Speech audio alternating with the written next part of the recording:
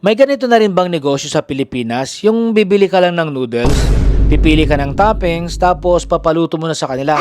Sila nang bahala sa gusto mo. O baka nag-iisip ka ng pwedeng pagkakitaan, baka ito na to. Kaya lika, pag-usapan natin. Yan ang natuklasan ko dito sa Myeongdong. Sa palakad-lakad ko, kakagala, tawag pansin sa akin itong karatulang ito. Dahil sa gutom na ako, kaya sinubukan ko na rin. Alam mo naman ang Pinoy, pagdating sa pagkain.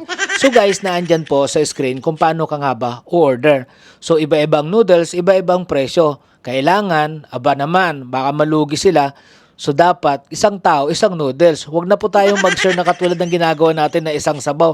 10 kayong kakain, tapos order kayo ng pagkarami-raming kanin. O di ba? So habang kumakain ako, na-realize ko kung papatok nga ba ito sa Pilipinas, yung ganitong klaseng negosyo. Alam mo naman sa atin, kapag nakaisip ka, tapos pumatok, for sure kinabukasan pagising mo, pare-parehas na kayo ng tinitinda o hindi ba ang saya-saya? Paano ka nga ba asenso? Pero charot lang yon. Ang importante naman guys, lahat tayo asenso. Huwag tayo maghilahan pababa. Pero teka lang ha, huwag tayo magkalimutan.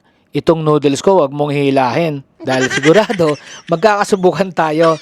So follow for more updates sa travel ko dito sa Korea. Bye!